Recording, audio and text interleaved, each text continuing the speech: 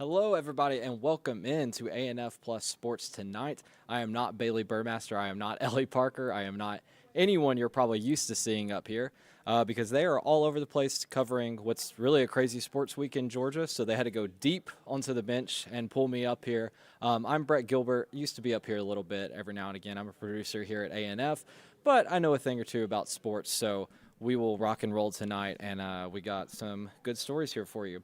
So first up, and probably the biggest sports story in Georgia this week, is the Masters. Tradition unlike any other is back here in town, back down in Augusta. I personally am not a big golf guy. I couldn't tell you a lot about golf, but that's why we have people like Bailey Burmaster and photog Lee Smith out in Augusta covering it for us this week. Bailey is there right now. She watched the eclipse from Augusta, and she has a little bit of, she's got something for us.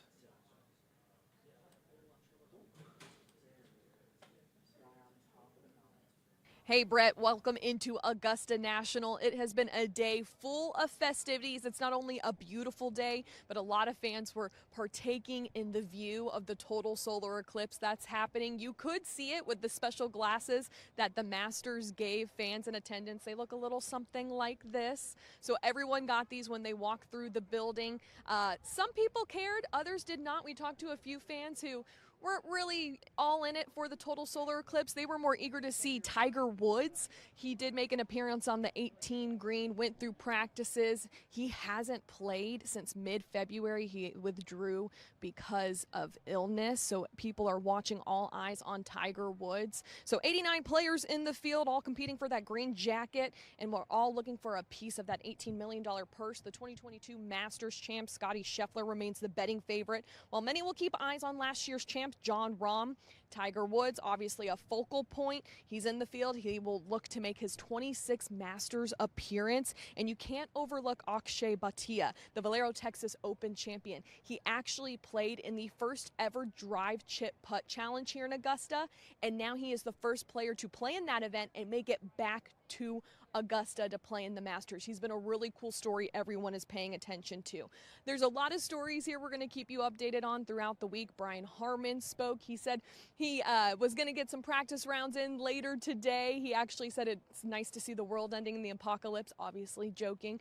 Christo Lamprecht making his way through practice rounds, the yellow jacket, his first time here. Other storylines you're going to pay attention to as well. You're going to want to see a guy like Wyndham Clark, who's here for the first time, has won major recently, so he's someone people are keeping their eyes on. Throughout the week, we're going to have a lot of stories from Augusta National, so you'll want to tune in. But I'll throw it back to you in studio, Brett.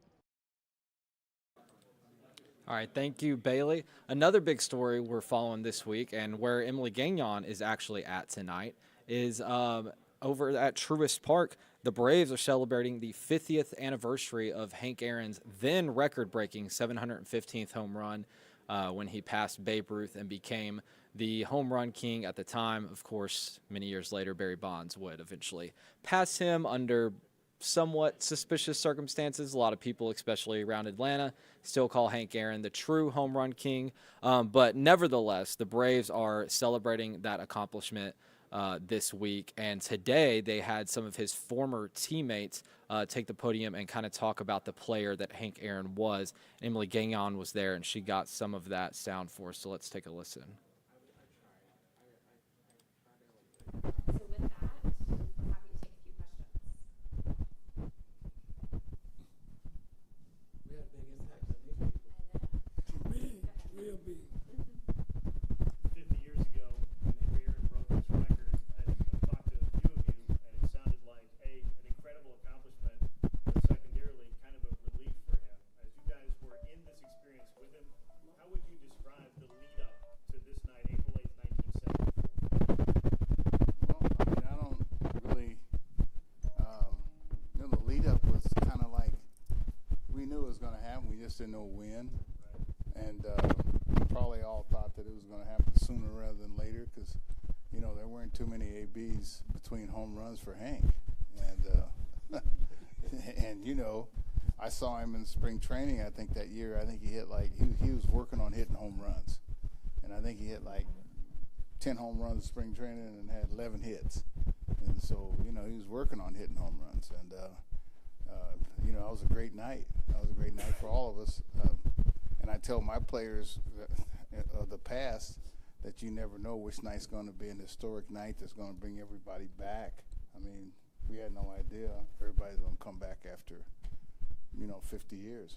And, some of us aren't even here on this earth. So, we're very fortunate to, to have been there and to Hank, sorry. Yeah, You said something between the lines too. Is Henry was more worried about disrupting us than he was about disrupting himself.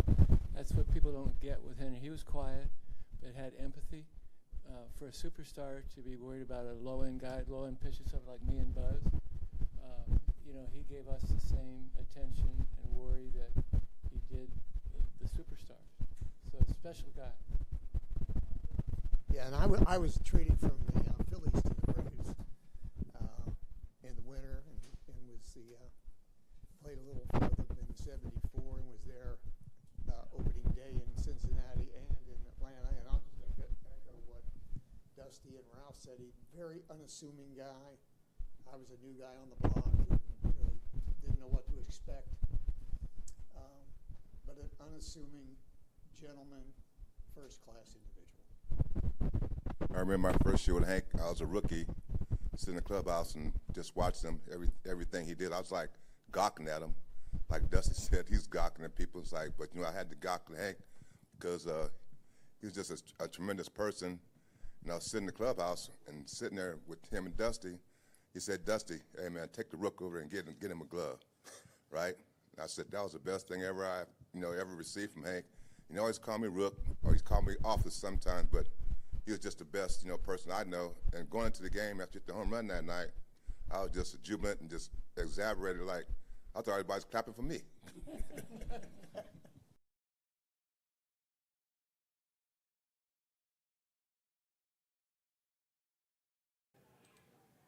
That is cool. That's cool. I'm glad we still have those guys around to tell some of those stories. I'm glad that the Braves did that. They are going to continue to celebrate that anniversary of Hank Aaron's record-breaking home run tonight when they take on the Mets. The first time, this is the first time. Oh, no, they started with the Phillies. I was going to say this is first NL East series of the year for the Braves, but they did start with the Phillies and took care of business there. But they will be facing the Mets tonight at Truist for the first time this year. Braves are coming off a pretty big and impressive sweep of the Diamondbacks. The Diamondbacks had big leads in each of the first two games of that series, and both times the Braves managed to come all the way back after some rough and scary starts from Spencer Strider, who ended up leaving the game hurt, and then Max Fried. But didn't matter because the offense was able to get it done. Ended up getting the sweep of the Diamondbacks. The Mets have had a very Mets-like start to the year. They got swept in Milwaukee, had a little bit of drama in that series with Rhys Hoskins maybe dirty, probably not dirty, slide into Jeff McNeil in second base. All hell kind of broke loose in that series. And then the Mets ended up getting swept, and they went back home, lost 2 out of 3 to the Tigers. They got back right in a series against the Reds. They picked up 2 out of 3 against the Reds, and now they're coming into Atlanta looking 3-5 on the year, 3-6 on the year, trying to get back into this division race. But right now it's kind of looking like the story that it's been the past several years of the Braves kind of dominating the NL East and the Mets just, for lack of a better way of saying it, Metsing around. They've kind of, no matter how good that roster looks on paper, they find a way to screw things up, and they have been doing it early and often so far this year. But, regardless of what's happened before this series, anytime these two teams get together, there's almost always drama. There's always good games, especially after, Pete Alonso's comments last year, all the throw it again stuff. Then it became merch for the Braves. So I'm sure that there will be at least one, probably multiple storylines to come out of this series between these two teams. Tonight, the Braves have Charlie Morton on the bump. The Mets have a familiar face for Atlanta fans. They have Julio Teheran, who, of course, played here for several years, back when the Braves were kind of down in the slumps. He is now playing in New York, and it's crazy that he's only 33 years old. I was looking at his numbers earlier today, and I was like, this guy's got to be 37, 38 on the back half of his career. No, he's only 33 years old. He just started so young here in Atlanta and was really the lone bright spot on this team for several years while they were putting the pieces in place to be what they are now. So I would like to hope that Braves Nation is going to give him a standing ovation tonight. I guess we'll see. But whatever happens tonight, I'm sure it's going to be a good series. And something interesting always happens when these two teams play each other. Next thing I want to talk to you guys about tonight, UGA just had their second scrimmage of the spring season. Head coach Kirby Smart talked a little bit about it over the weekend. Just some of the takeaways that he's seeing early in spring as they get ready to hopefully avenge their SEC title loss this coming football season. So let's take a listen to Kirby Smart and what he had to say following the spring scrimmage. Just sum up the first other day and just kind of what you're looking for this weekend. Yeah, I thought the first scrimmage was a really good energy level, intensity, like intent to go prepare to scrimmage. It was not a lethargic, like ho-hum. The players had good intentions, good energy. Sometimes it's a different time start for the scrimmage than our typical practice times of 2:30, 3:30. So I always worry about us starting fast, having good energy. We had that. We got a lot to work on, really sloppy in terms of substitutions, getting guys on and off the field, communication, signals, just a lot of new people in the organization, whether it's players new, mid-years new, portal guys new, coaches new. It was not as clean as most of our first scrimmages. Some guys did well, some guys didn't do too well. A lot of anxiety for the mid-years. So, I mean, from scrimmage 1 to scrimmage 2, starting really yesterday, but today we're moving towards how much can we improve from scrimmage 1 to scrimmage 2. Usually see immense improvement in guys that just got here because they're not as nervous. It was their first practice in the stadium. So I'm hoping to see some of that growth this week and into Saturday. Curry, what did you make of the defensive line in that scrimmage and just what they've done to this point in the spring? I thought they did a really good job of having like energy, enthusiasm. We affected the quarterback. We had some disruptive sacks.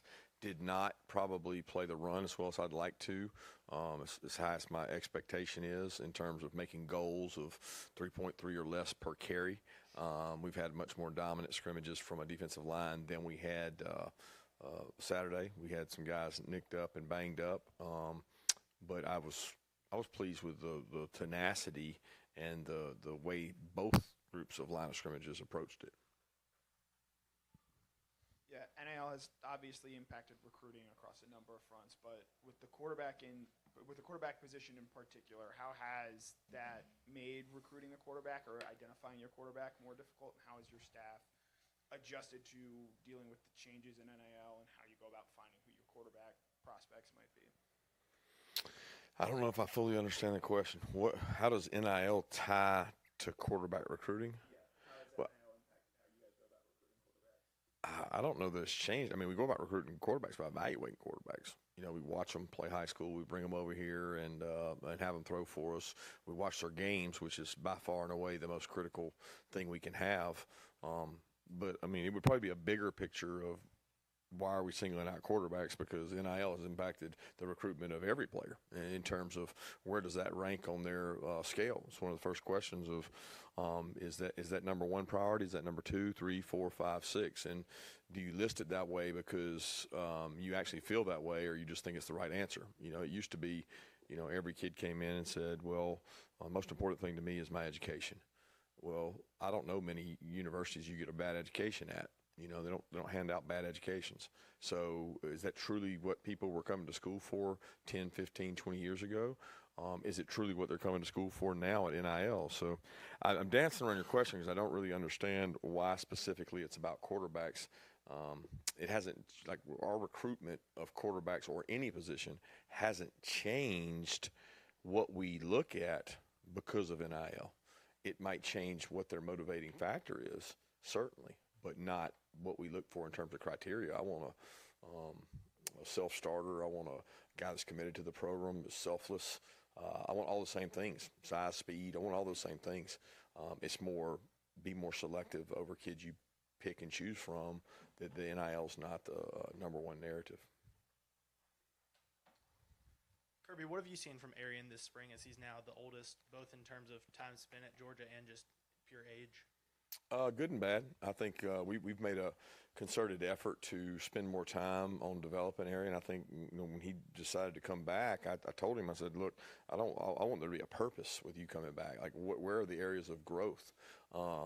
We've done some things during special teams period. I think he's been a really dominant special teams player, and he knows that, and he knows he loves that. He embraces that. That's like where he made his first name, is being a dominant special teams player. And so we've taken some of those times that he's invested 4 years in special teams work, and we've allowed him to really grow as a wideout.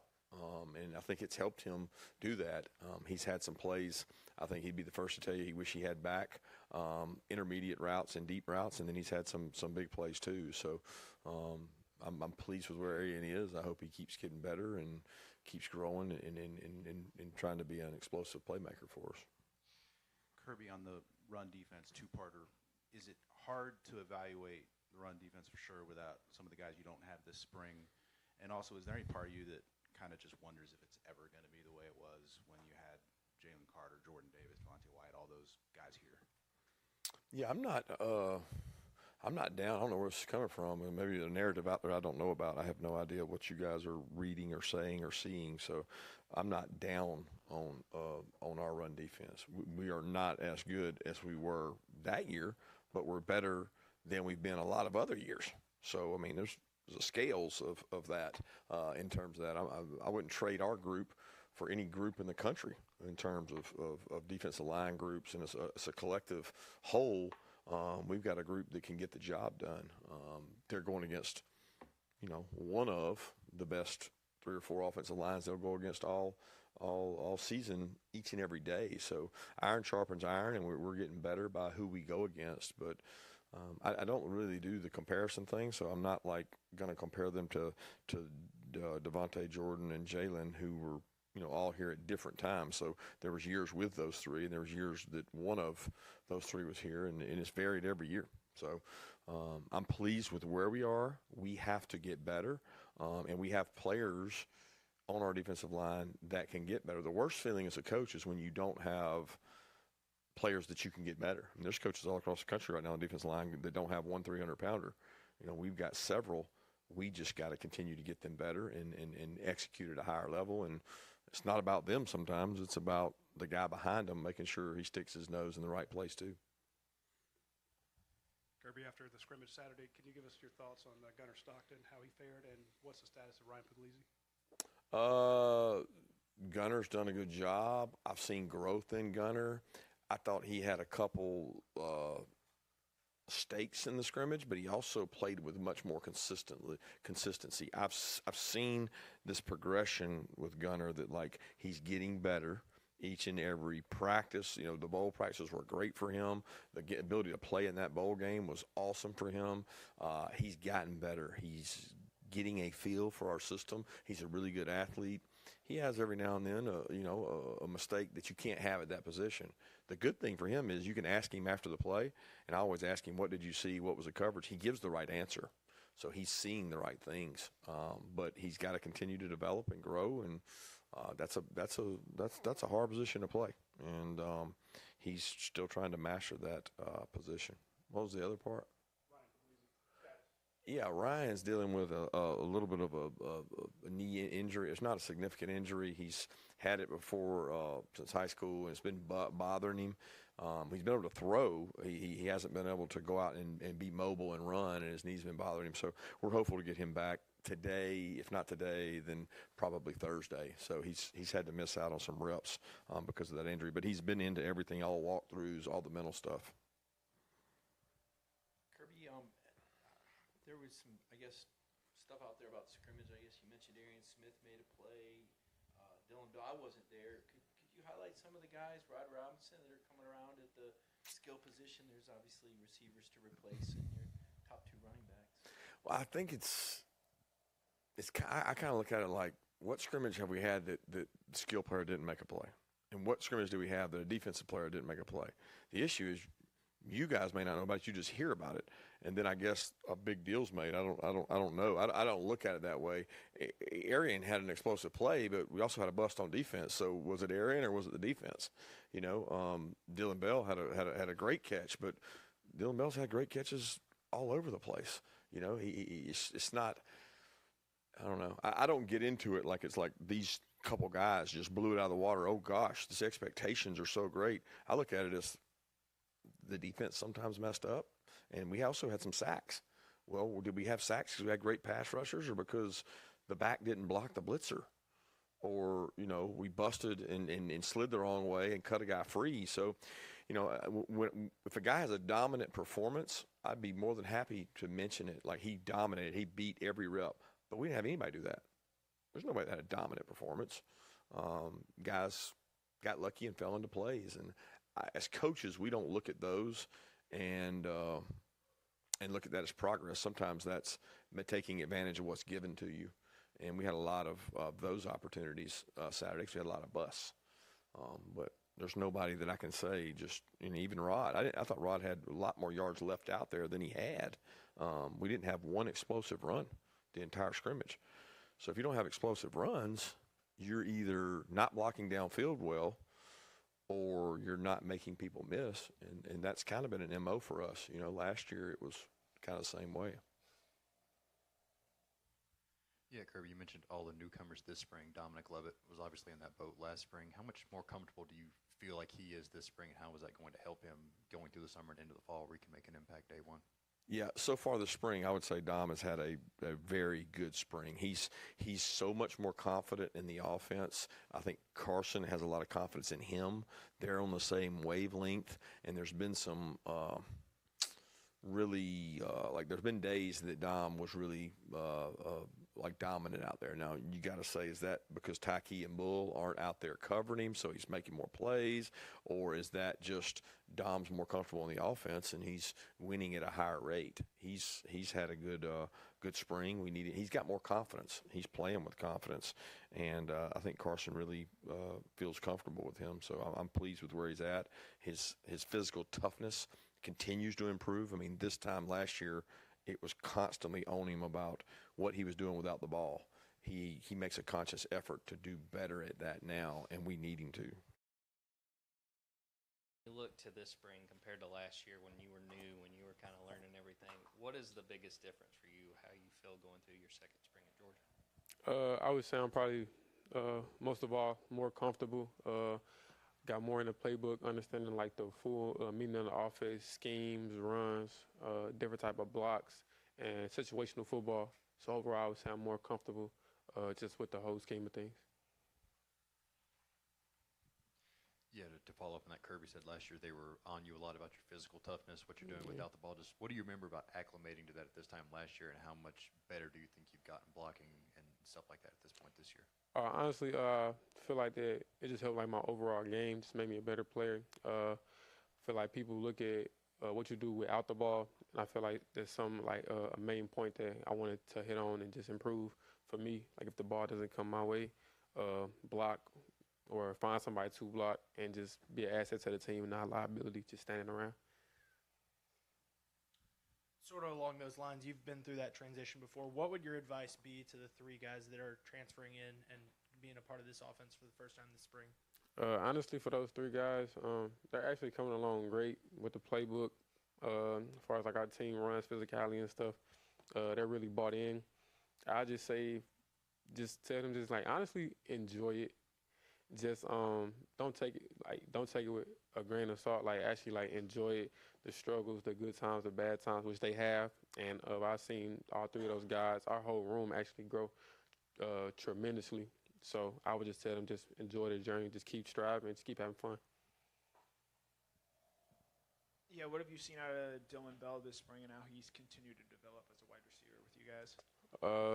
I feel like my guy D. Bell, along with all of us, have been just growing in every which way he can. I feel like all of us are kind of like interchangeable parts. Like we can all play each other's position, which I feel that makes us really versatile because you don't know who's going to line up where what that person going to do. They might have been in the backfield one play. They might be on the outside the next. So I feel all of us are just really just interchangeable parts, helping each other grow. Somebody has a question, we help them out. I feel like that's just like the motto of our room, which is CTG, so change the game. So, yeah.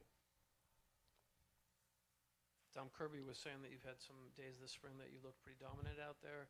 He was saying that, he didn't know if that's because of your grasp of the offense or how much it has to do with Tyke and Kamari not being here anymore. I'm going to actually give kudos to Tyke, Kamari, Bull, Malachi, Jonell, Dan, pretty much all like the secondary defensive guys that I've had to go against.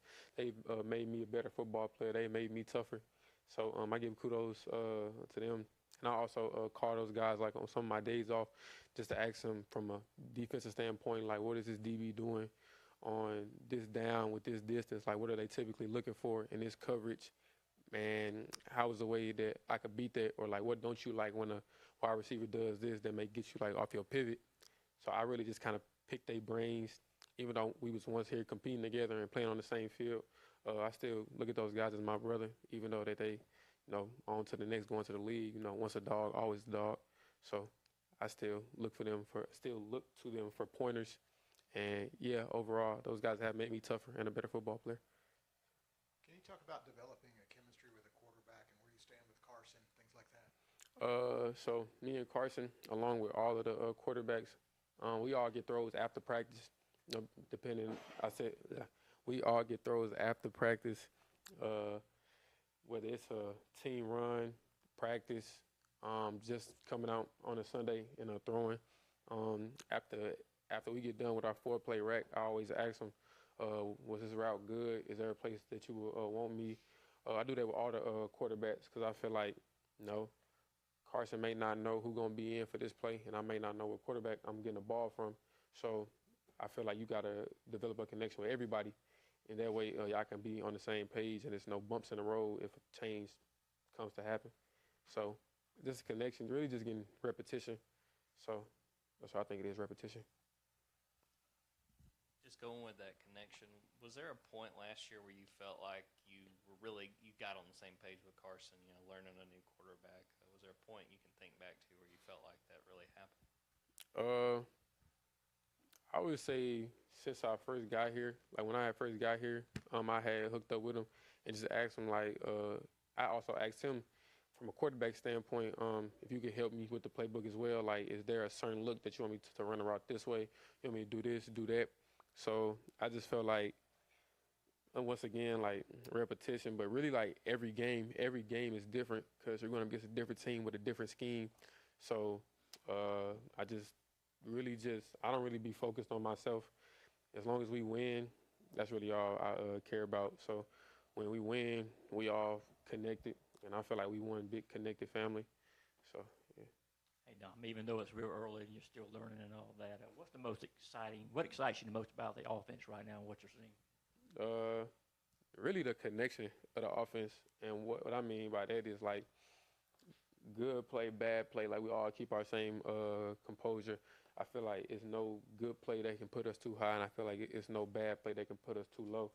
So I just feel like our connection. If somebody has a mess up, everybody's huddling around them, telling them like next play mentality. Somebody has a good play, they huddling up, telling them good play, but we got to keep going. Like the job's not finished. All right, good stuff there from Georgia receiver Dominic Lovett and head coach Kirby Smart. Bailey Burmaster and Emily Gagnon will continue to keep you updated on everything happening with Georgia football this spring, this summer, as we gear up for another football season. I got about 30 seconds left with you guys, so very quickly I'll give you what's on my mind. Me and meteorologist Fred Campagna were talking earlier today, and he brought up the question, is April the best month in all of sports? And I think he's got a good point. You got the NFL draft. You got the NHL, NBA playoffs starting. Obviously, you got March Madness. You got a lot going on. It's a great time of year. That is going to do it for Sports Tonight. We'll see you guys next time.